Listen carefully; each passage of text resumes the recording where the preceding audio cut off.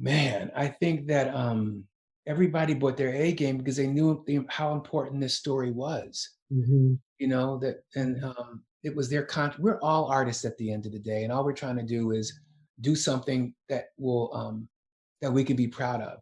And this story is this makes me proud to be an American. Hello, and welcome back to The Director's Cut, brought to you by the Directors Guild of America. Today's episode takes us behind the scenes of director Lee Daniels' new biographical drama, The United States vs. Billie Holiday.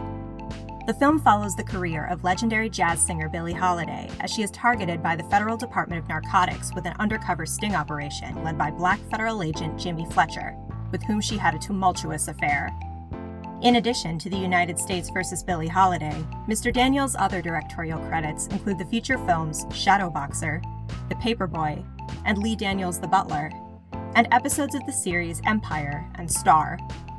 He was nominated for the DGA's Feature Film Award for his 2009 feature, Precious, based on the novel by Sapphire. Mr. Daniels spoke with director Michael Schultz about filming The United States vs. Billie Holiday in front of a virtual audience. Listen on for their spoiler-filled conversation. Hey, everybody. Welcome to what I think is going to be a great conversation. Hey, Lee, how are you? How you doing, Michael? Nice to see you. Same here. So, my man. Yes, my man. I just love your movie. Thank you. But before we get into talking about it, I'd like to have you talk a little bit about your career, because I started looking into Lee Daniels and said, "Oh, I didn't know that." So, what possessed you to get into this business? When I was 8 or 9, I was at the public library in Philadelphia, and I don't know what possessed me to go to the theater section in the public library, and I went and picked up a book, the first book. I don't know where it came from, but it was in my hand. Who's Afraid of Virginia Woolf? I opened it up. I read it outside. I checked it out, read it outside the library, came home, and on my stoops, I put all my brothers and sisters and neighbors, and we read Martha and George, and that was, I think, the first inkling. I didn't know what a director was at that time, but it was the first inkling. I thought that I wanted to do something that was in the arts, and then I saw Lady Sings the Blues when I was 13, and my grandfather was the manager of the Locust Theater in West Philly. And I sat in the theater for free, and I saw two Black people in love that were beautiful, Diana Ross and Billy D. Williams, and the humor of Richard Pryor, and the fashion that was going on there, and the music that was incredibly produced by Barry Gordy, and Harlem. And you could smell the fried chicken coming from the screen. So I wanted to, at that point, I knew I wanted to direct. I wanted to make people feel the way I felt, And I think that at that point, that was a turning point. And then around 21, I had gone away to college for a little bit and come home, and I saw downtown Philly, I saw a movie, John Waters' movie, Pink Flamingo. And that blew my mind. I took my mother and my grandmother the next day, and my grandmother slapped the shit out of me and said, "What the hell? What did you take me to?" And from her reaction, I said, "I got to get that reaction from people." So I think the combination of those three things incidences propelled me into wanting to become a filmmaker. But you started in casting? I started in casting. Yeah. I started in casting music videos. I was working in music videos, music videos, Purple Rain as a casting assistant, and then I was directing theater at a small church in Baldwin Hills, Okay, so you have a theater background. Yeah. Well, I didn't go to school for theater. I mean, Yeah. I left school a year and a half for theater. I didn't never went to film school, but yeah, I was directing theater because this is what I wanted to do. I didn't know that there were Michael Schultzes out there directing car washes. I never associated. I didn't know that I dared to dream to become a director. You know, so I mean, when you look at, I'm going to flip this, but when I look at, your work, your early work, you were doing it, and but you were the only one I think that was doing it. I'm almost certain of it, and so that's why I'm so honored to have you here, actually interviewing me, because I'm going to take this back to you a couple of times.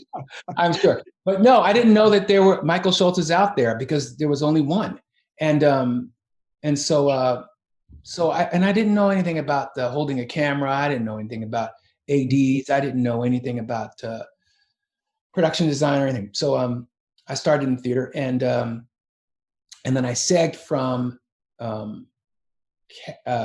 casting to management. I started managing actors, Loretta Devine, and a bunch of other, actors, Cuba Gooding Jr. for a moment, just people that I had, people that I knew from the theater that I worked with, that I just decided that let me find you some work, because Black people were not really getting work, and and because I had done a little bit of the casting, I knew both sides, and because I had directed, I would work with these actors before the casting director would see them. So I come from a family of drug dealers, and so I had a little bit of hustle in me. So I knew how to get people jobs, and I knew how to get performances from people, and I also knew how to talk to actors. So that's how I ended up managing. And so that's what I really want to talk to you about when we start talking about the film, is how did you get some of those performances, which were killer, but you knew how to hustle, and you hustled your way into producing, right? I did indeed. I gosh, I mean, the first movie I tried to do was with Liam Neeson and Angela Bassett, and it was called Carol Doyle, a Black writer, half Irish and half Black, wrote a script called Dance with the Devil that Mark Rydell was going to direct, and it was a badass script. And Harvey Weinstein and he got into a big fight, and that was my shot at. So my first shot at producing that just went to the left, and then it was Monsters Ball. I was managing an actor named Wes Bentley, who I got him a SAG card, and he'd done a film called American Beauty, and I was determined to, the world was coming at this boy with everything, Spider-Man, all these movies, and he really didn't want to work, and so he was set to star in Monsters Ball, and I was going to produce it. I was the sole producer of the film, but he fell out, and the studio Lionsgate gave me 24 hours to replace him, or I was going to be replaced as the producer, because I had finagled my way in there to produce, and I called Heath Ledger. And the rest is history. I called Heath Ledger, who's a friend of mine. And you got Halle Berry. Yes. And a little Oscar action, So your entree into the business was at a very high level, and it's great to see where you came from to where you are now, because I'm going to put you, I hope you don't take this as an offense, but am I going to get nervous now in front of all of our DPA members? No, Michael. I'm going to make you the Black Federico Fellini. So it's like we don't get the kind of accolades, but you are in that level, in that Fellini level, of directing. And the U.S. versus Billie Holiday, I think is a beautiful piece of work. I mean, it's a culmination of all of the stuff you've been doing, but I think it is the best work that you've done as a director. And Thank you. so how did you get the idea to do the film? Well, first of all, I'm blushing. So I just, I think again, I'm going to throw it back to you. Car wash changed my life, man. Those all that stuff. Again, I'm so honored to have you here because you interviewing me because car wash. I'd never seen Black people move like that. Like you were giving it to me, like with no shape, no chaser at all. And I think that you inspire people. Say I inspire them. You've inspired me. So thank you. And why did I do Billie Holiday? Billie Holiday. Well, we started back from. We started with Lady Sings the Blues, as I said. So I would say 4 years ago, Susan Laurie Parks, Joe Roth, and Kirschenbaum. Kirsch and Joe gave me a script that Susan Laurie Parks wrote that was based on a book by Johann Hari called Chasing the Scream. And Chasing the Scream was a three-banger about Harry Anslinger and Jimmy Fletcher, who was the first Black federal agent, and one of the first Black federal agents, and Billie Holiday, and how all three worlds collided. And when I read it, I was blown away. Her script, Susan Laurie Parks' script, because I had never understood the significance of Strange Fruit. I'd never understood what those words and those lyrics meant. Now I had seen it with Diana Ross singing it, but those words didn't ring true to me until I understood that the government was here to take her down for that. And that this, you couldn't make this story up, that the government did not want her singing that song because it caused a ruckus. And so they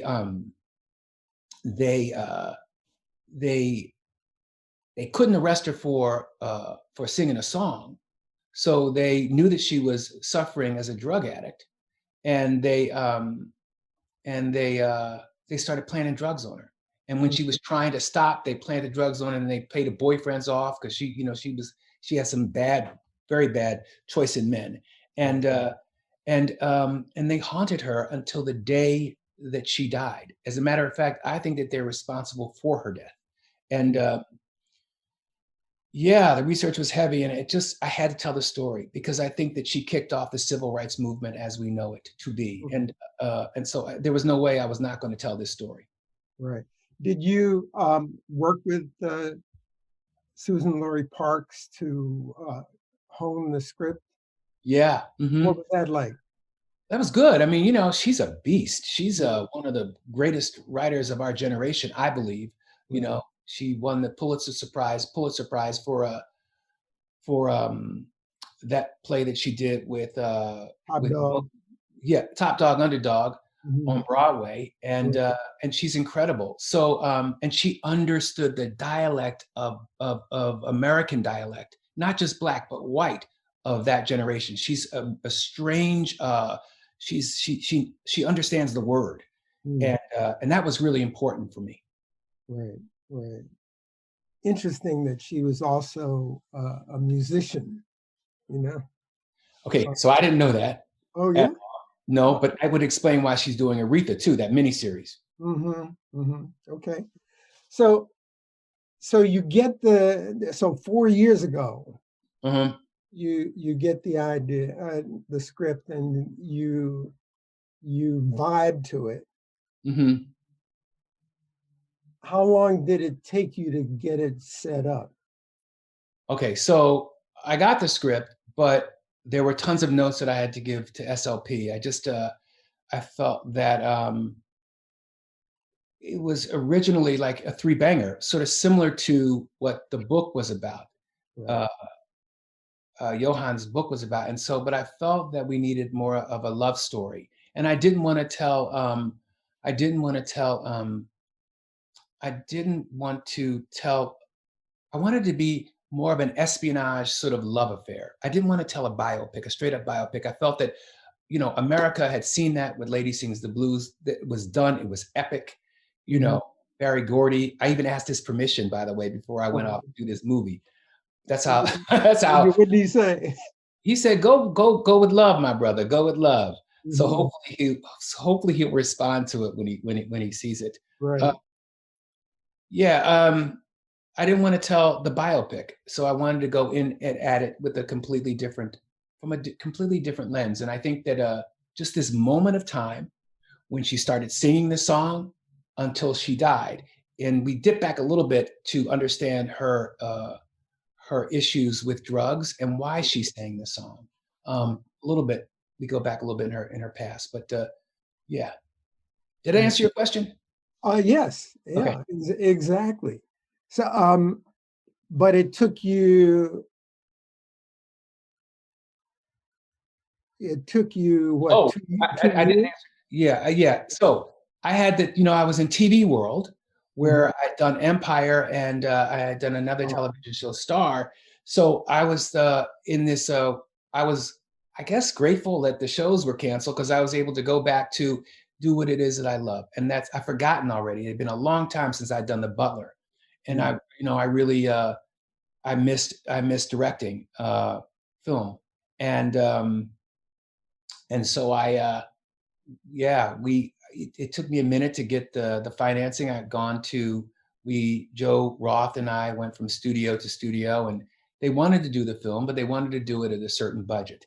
Mm. And um and I was used to it. I mean, I think Joe was sort of taken aback, but I sort of smiled because I knew this. I've been through this song and dance with every one of my movies, from Butler to Precious to Monsters. But I knew the drill. I know the Hollywood drill. I know the Hollywood drill with black men and black films and black directors. Yeah. So I knew that we wasn't getting the money from them, the kind of money that we needed to put into this production. So Mhm. for his sake, I went through that song and dance, and we were rejected. And then we raised the money. So that took a little bit of time, but we were able to raise the capital for the film through a black producer named Jordan Fudge, which I'm really happy about. Oh, great. Yeah, Great. yeah, US? yeah, Mhm. yeah. Black guy that really great young kid, but Mhm. smart. He also did the Virgin movie. It's a girl, Well, yeah, 40-year-old. the black girl. Yeah, Is that 40-year-old virgin. video version? Yeah, she used to write for me on Empire, and Mm. yeah, so he financed that film too. Yeah. Okay. Excellent. Mhm. Uh, so you got the money. Yeah. Um, so what did you start with first? You didn't have any stars in the film, No. right? So you got the money without having stars, which is an incredible accomplishment, number one. I How mean, much? at this point, I better be able to. I've been doing it for 20 years. If I'm not, it's as important as the actual the art of making films. We don't have the same luxury as Yeah. our peers, as our white peers in trying to raise capital for films. It's you know, Yeah. it's not I equal pay. know. I know. And Yeah. yeah. So but we did it. And Mhm. and I got the right money, and we were off to the races. I then had to find my leading lady. I was going to ask you. Yeah. You start with that. You start with the Well, I star. started actually with Trevante, because Mm. Trevante Rhodes, I saw him in Moonlight and was blown away. Mhm. So I wanted to work with him, and I'd given him a couple of um, scripts, and he didn't. And I gave him this script at first, and he's like, I need some work. SLP went back and did some work on it, and and then he liked it. So, and then my hunt began to find. And I had some great actresses to play Billy, some Mhm. some incredible actors, but Andra, I met with her and I knew what time it was. I mean, she is she's an artist. Mm-hmm. She's a singer, and she understood Billy in a way that I didn't even understand Billy. Mm-hmm. And when I met with her, I was nervous because I was like, I don't really want to meet with an actor. Someone I'd done that before with Gabourey Sidibe. I was like, I don't know whether I want to do this again. We did it with Precious. I said, I want to do it again, but she had me talking her into the audition because she didn't even want to do it. She was nervous. She was nervous that she could pull it off, and I knew that she was a perfectionist and she really wanted to honor Billy. She was an incredible singer, you know, and so I sent her off to an acting coach, Asha Smith, and I sent her to my great vocal coach, Tom Jones, who helped me with Nicole Kidman on Paperboy, and she blew me away, man. She blew me away. She just was like, I said, "Oh, this is God speaking. Let me really let me respect him by or her by hiring Andra." She is amazing. So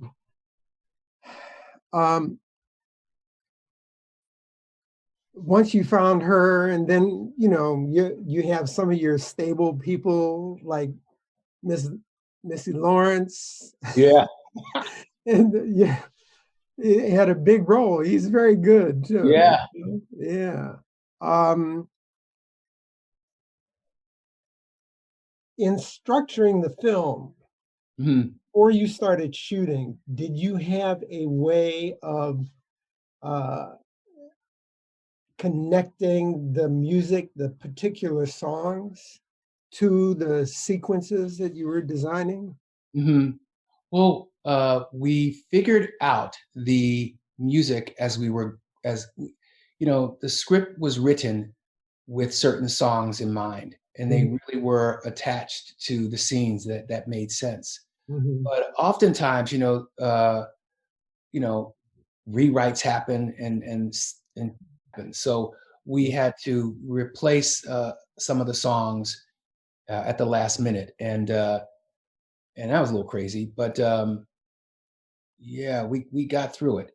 We got through it. The beginning, she said, we before we shot, we did some pre-records of all of the music.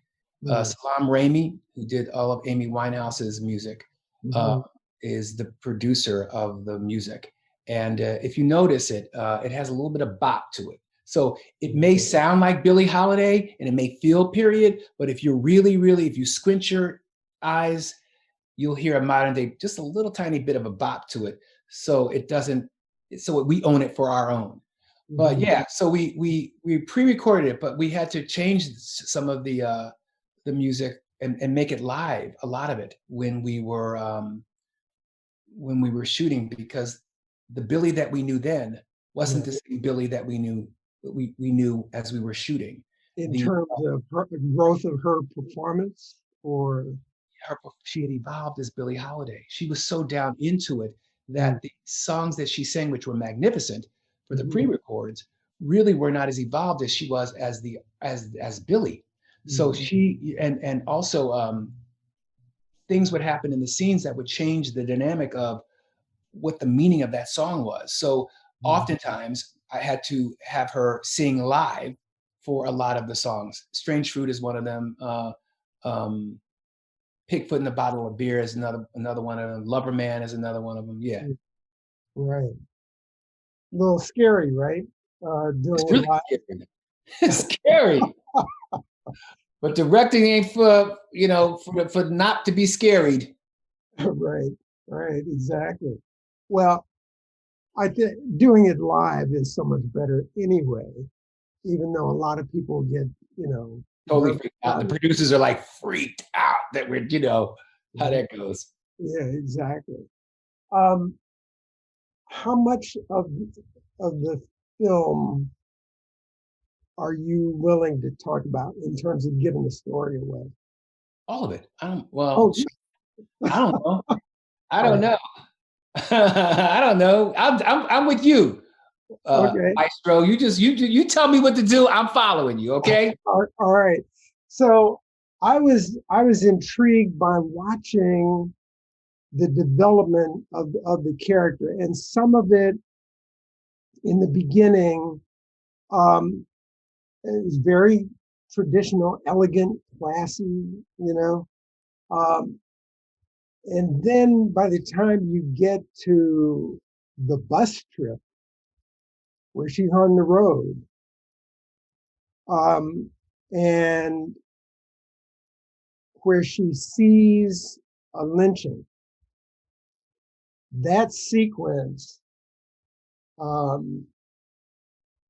was so kinetically different than the rest of the film. When I got to that part, I said, "Oh, damn! This is great." Lee really went out there. So you want to talk about that sequence? Yeah. It began. It began really. Oh! Before you talk about it, just to What? let the audience know, What? it's the sequence that explains Billie's intense desire not to be muffled about singing that song. So it's her reaction, which you created in a non-biopic fashion, to give that emotional or psychological basis for her reason for getting in trouble with the cops. Yeah. Right? Yep. So yeah, it started with Jimmy getting high. So he's in the brothel in Baltimore, and through a one shot, because you told me don't say oneer, so I ain't gonna say oneer. Okay, Michael, you said don't say oneer to the DGA, so I'm gonna say one shot, like you said, Maestro. Anyway, so through that one shot, we have Jimmy shooting up, and young Billie is walking him through why it is that she's walking him through the brothel that she grew up in, and so we're already in a high state. What is happening here? And then we come back to the bus for a sec, and she has to go to the bathroom, and she walks out, and that's where it really begins. She goes to the bathroom, and she hears the kids crying, and then she looks up to see a cross, and then she looks up to see the body of a woman that's hanging from a tree, held up by her husband. And we pan back around to see Billie's reaction, which is just what you would think it would be. And then Jimmy tries to console her. She runs from him to a nearby shack where we're in this labyrinth of her head. And in her head, we see Jimmy. Jimmy's trying to, help her, console her, and she pushes him away. And she's searching, constantly searching in this shack. And she meets up with her friends, and they're trying to console her. She can't. There's the drug man. He can. The drug man tries to help her. Jimmy comes from nowhere, and she knocks the needle away. Yeah, and then she just freaked out, and then whatever that is, that moment, it gives her the courage to go out and sing "Strange Fruit." Hardest thing I've ever done before in my life. I don't want to do it again. You can have all those little one shots or oneers, whatever you want to call them. Right. It was the hardest thing. I don't think I'm going to do that again, because it was almost like I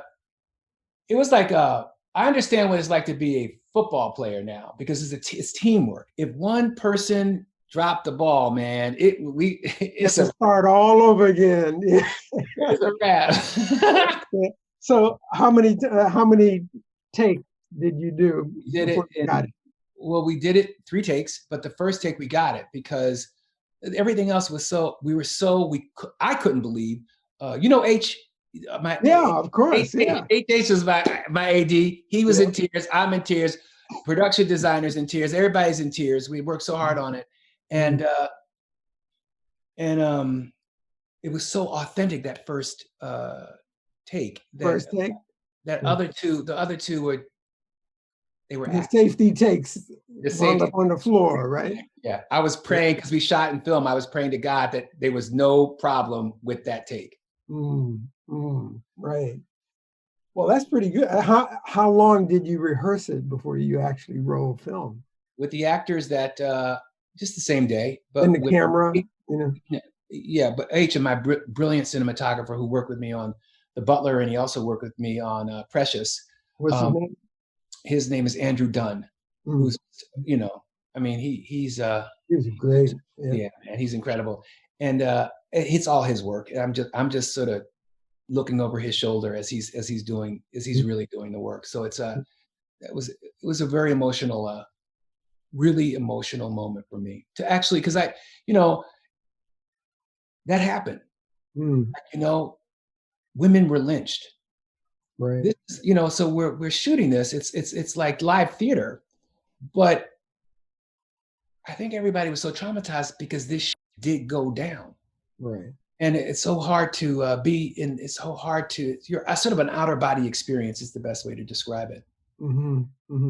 Well, I thought it was brilliantly designed, and I can't imagine Andra doing it more than once, yeah. and keeping that intensity, because it's extremely emotional and intense. Yeah. H and Dan Durant's my production designer, and Andrew and I worked on it for about a week. But yeah. Okay, great. So when we were talking off camera, you told me you shot it in Montreal. Shot in Montreal. Looks like New York, right? It's right. Phenomenal. Yeah. We did a moment in New York City. Yeah. Yeah, I ain't supposed to say that though. Times Square. No, we didn't shoot that in time. We shot that in Montreal. That Times Square moment we shot in they have a park that looks just like Central Park it is a replica of Central Park. Same architect designed that. Same designer designed that park that we shot in, our version of Central Park, and also Times Square. But we shot it all in Montreal. That was a great shot, her walking in the rain. Yeah, baby. That's the hooker walk. We call that the hooker strut. Yeah. How did you do that? Is that graphic? Lots of graphic design in back of it, but based on, it's Dan Dorrance doing an incredible job, really just laying out, we found the correct buildings that he could then design to. And then it rained and we had cars, and a combination of both. I thought the rain was great. Well, the rain was not intentional. The rain was God's work. Yeah, for sure. It sure made it look, it added so much to that scene. And did you shoot her coming out of the building the same day, the same night? Everything happened the same day. Okay. Everything at the same night, rather. Everything was all, it was all in that same moment. Yeah. Yeah, that was perfect. And then it stopped raining by the time she got to the steps. Then we had to get fake rain. Yeah. Right. What else do I want to ask you about? Let's talk about how beautiful the film looks. You want to talk about your how much time you spent with the production designer and I just don't think that they give us I don't think that they give us we never have the money to most filmmakers, all filmmakers really, and is there ever enough money? But in particular with with African American films, they give you $5 and say go make it, and I really wanted to do right by Billie Holiday. It was so important for me to do right by Billie Holiday, and also just to spend time with fashion because my grandmother, and I wanted to honor my grandmom. I wanted to honor all of my aunts and uncles in Philadelphia and in Harlem that dressed that way. And it's not just about the dress, but it's also about the backdrop that's on the dress to accentuate the dress. So it was a great marriage with between the production designer and my Paulo and Andrew. It really was. It was a painstakingly arduous assignment to make sure that every outfit matched the room that we were in. Right, right. The was the production designer a Montreal person? No, I mean, they tried to push it on me, but I was like, nope. I used Dan Dorrance, who worked with me on Paperboy. Okay, okay. And the costumer? Who Paulo Nidu, who worked with me on Empire, who created all of Cookies and all of that fashion there, and he sort of knows me, and yeah, he knows what I want, and I reached out to Prada. Was really excited about working with me, so Prada did most of the gowns for Billie. Right. It looks fantastic. So, but the detail, the attention to detail in the sets, and the not only the set design, but the all the furniture and the textures in the furniture, And I think some of the hardest stuff was really Charles Gregory has passed away. Have you worked with Charles Gregory before? Black hairdresser, wig maker. No. He passed away from COVID. Oh, wow. So talented, so very, very talented. And he passed away after he did this film. And his wigs are incredible. His wigs are great. Everybody has, all the men are wearing wigs. Travante's wearing, all the men, Rob Morgan, all the guys are wearing wigs for the most part. Yeah. And Andrea's in a wig for most of it. And it's seamless. The work is just like, So yeah, I'm excited to watch it one more time, Brother. Excuse me. The singing live, how many days did you have for the entire production shooting? 35. I think 35. Wow. Don't quote me. I think 35. I think we had a couple of pickups, so I maybe a couple of days past that. Yeah. Right. Great. And you shot with 3 cameras and decided to shoot it anamorphic? Yes, sir. What did you use? Panavision? Panavision. Okay. All right. Gorgeous. I guess not many people are shooting on film these days. And, my producers were like, this is going to cost you, the usual producer talk. It's going to cost you $350,000, $400,000. And I've never shot on anything but film. So like my movies. And so I really was like, nope. But if I had known that we was going to be in this pandemic situation and then we end up on Hulu, I would have pocketed that money and made some money off the movie, because I certainly didn't make any off of it. I would have. Yeah. Well, I don't think many people are shooting on film these days too. I mean, I don't think that people are even shooting on film. I think it's obsolete, Almost. Spielberg and yeah. There are a few people who still shoot on film, but it is almost obsolete. But I don't think you would get the look.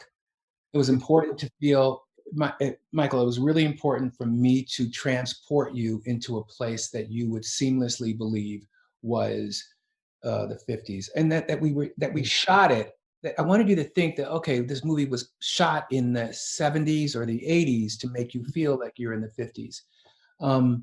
And because we couldn't go out in the streets, I do a lot of, and some people are bumped by it, but fuck them. I needed to, because I couldn't afford to shoot in the streets, you know, all of the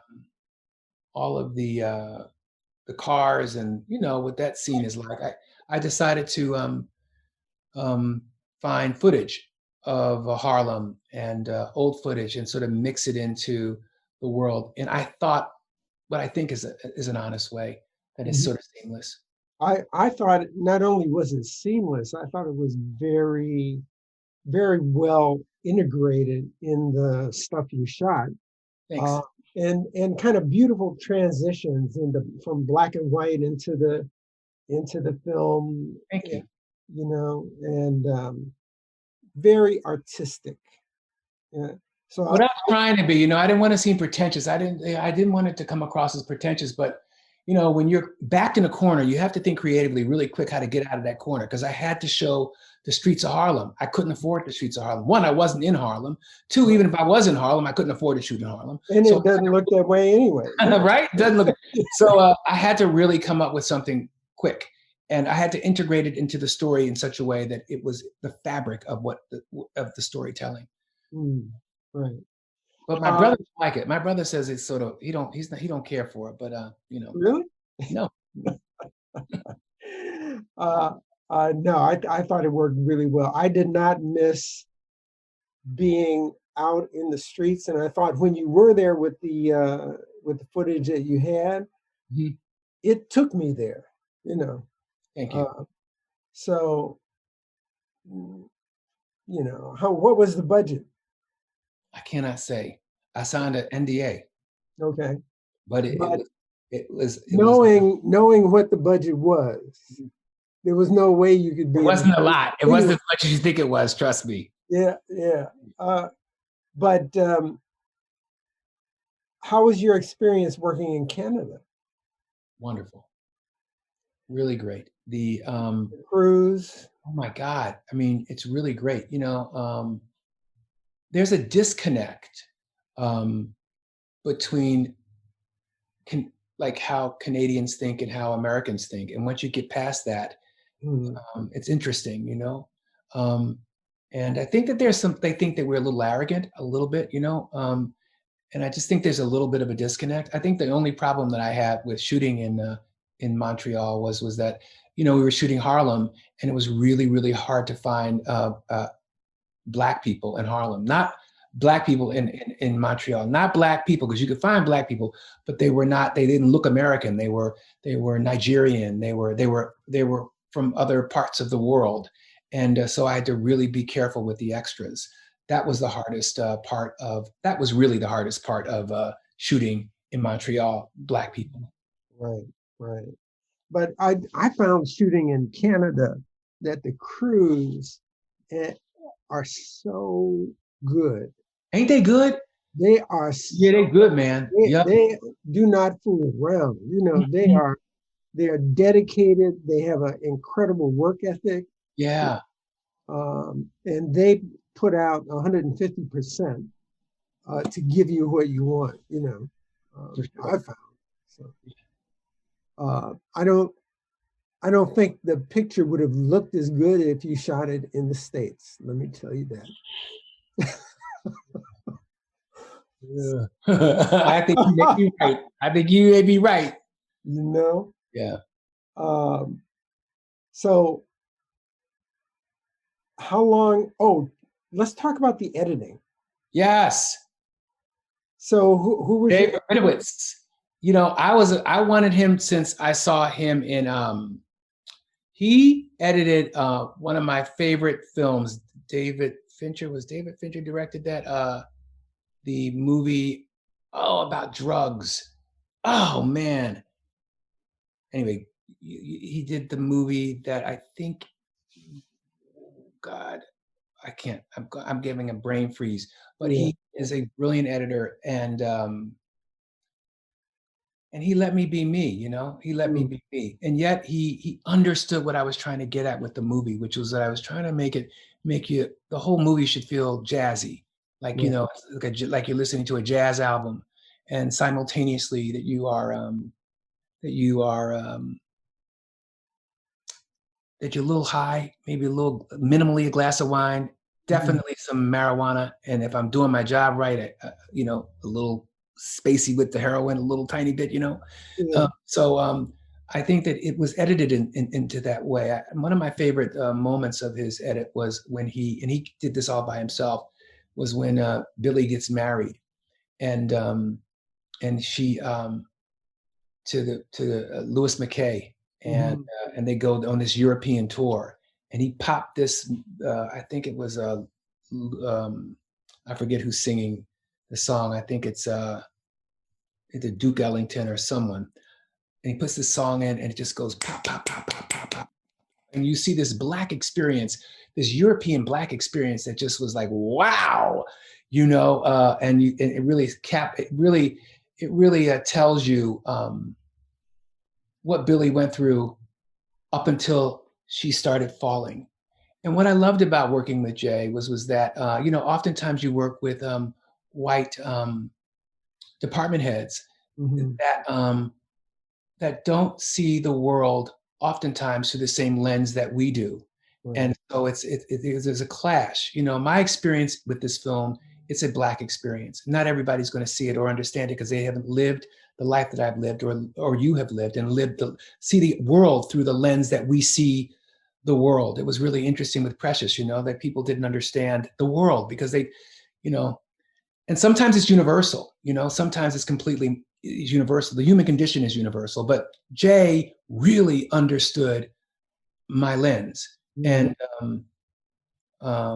Requiem for a Dream is what he did. Oh, okay. Yeah, he's a beast. Yeah. So tell us about, because when we were talking on the phone the other day, yeah, you told me that you had not intended that to be a montage. No. So too long, man. Talk about that. Oh, man, it was too long. It was too long. And so, you know, and that's what was so genius about what Jay did. Because, you know, I want it, but that's in the director's cut where you just pontificate.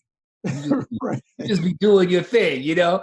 Right. And then everybody saying, no, this movie's too long, yo. Cut it. Come on back. Come back, little Sheba. Come back. Right. Yeah, he picked the moments. He picked the moments. And yeah. That's what I've been really blessed with my department heads. They're incredible.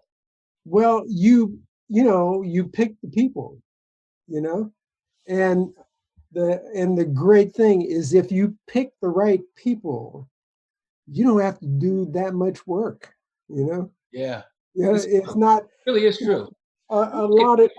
I think that everybody knew at the end of the day that we were trying to tell a story that was important, and a story that is relevant to right now that we're living in.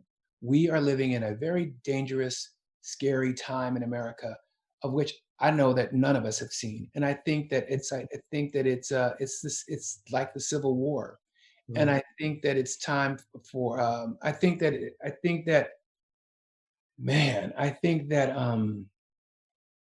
everybody brought their A game because they knew how important this story was. You know, that, and it was their we're all artists at the end of the day, and all we're trying to do is do something that will that we can be proud of. And this story is this makes me proud to be an American. Exactly.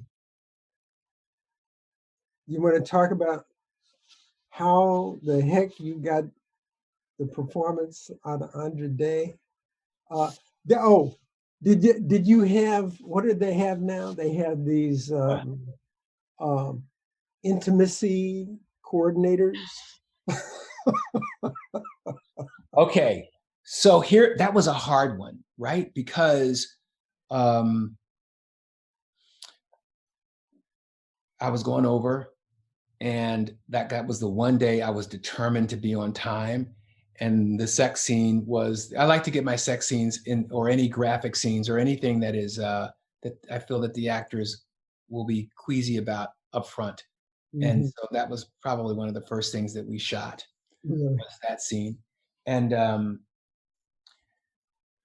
man, they saw Lady Sings the Blues, and I said, listen, y'all got to come with me. Y'all got to bring me 2021. What is this version of that chemistry? What is that? What is that? And when we were in the space, I wanted it not to be gratuitous. Mm. And I wanted at the same time for us to feel the sexualness that Billie had experienced, just like we eat bread and butter. So this was something that was her life. She grew up in a brothel. She was a prostitute. She was a sex addict. She was also queer. So sex was as important to her as singing. Mm-hmm. And I wanted to display that, but she didn't know how to love. So it was about shifting gears at the last minute, which was really hard for me to do because I'd never directed anything as graphic as that. Yeah. But so well done in Thank you, terms of man. making that shift, from sex to love. Mm-hmm. And that And then love, Jay's edit, how he sort of took us through the rest of the tour.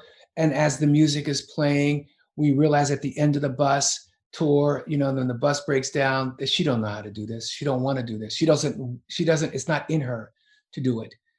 Yeah, that makes me cry. That's the sad. It scared her. Yeah, scared her. So was that Susan Laurie Park's line? Is that about control? Yeah, SLP. Yeah. Really, really great to have a female write a female part, Yeah. So incisive in terms of all the inner workings of the lady, Mm-hmm. Yeah, she's great. You did good. Thank you, brother. I think it means a lot coming from you. Yeah. So have we covered all the bases? Yeah, I think we have. I think we've talked about the music. We've talked about the fashion. We've talked about the costumes. We talked about the actors. I love giving opportunities to, with the Butler, I had an all-star cast. Right. And it's important I wanted Billie's story I want us to really focus on Billie. So I put together, for the most part, a group of unknown actors, with the exception of Natasha Lyonne and Garrett. But for the most part, they were all first timers or close to first timers, and it was great. It was great. It was a highlight of my life for sure. Yeah, great. Yeah, I think we covered it all. What's next? I don't know. Oh, you know what? I'm looking to look out. Got to find a job. What we didn't talk about was doing this in the period of COVID. Oh my God. Yeah. So how are you working, Michael, in it? I mean, how are you able to work in it? Because I did a pickup. I did an additional shot on the set of Paramount, but that was crazy, man. I don't know how to, I don't know what that's about. And you're working right now, right? No, not right now, but I will be next month. So, but I did 2 back-to-back episodes of a show called All American. Yeah. It was one of the first shows back to work on the Warner lot. Was that crazy? Oh yeah, going through all of the restrictions and the testing, the daily testing, and what should have taken 16 days took an extra week. We started editing, and just as I finished my director's cut, the lockdown happened. Oh, okay. And so and then the George Floyd thing happened. Right. Well, George Floyd, I think first was it George Floyd? There was a lockdown, and then it was George Floyd, I believe. Right. And you could not make it up, because we were in the edit bay, and someone sent me a text of a woman singing "Strange Fruit" in the midst of the of the marches, and she was singing it, and the plane was going overhead, and the fire trucks was coming, and the cops were around, and you couldn't make it up. It was almost like Billie's lines were, you couldn't make it up. And but I think the problem with the edit for me was that I wasn't able to get a test audience, and this was the first time that I wasn't able to test the film ordinarily. They had me testing it on this laptop here, and I had like 50, I don't know, 50, maybe 100 faces that looked this little, you know, and eating pizza, smoking cigarettes, getting up, picking their noses, going to the bathroom. I closed the freaking laptop. I was like, I'm not going to do it. I don't care. So the film has not been, I just showed it to a couple director friends of mine who gave me some great notes, some good actors, and a couple writers. And, you know, so what you see is what you get. I mean, I don't know. I hope it's good.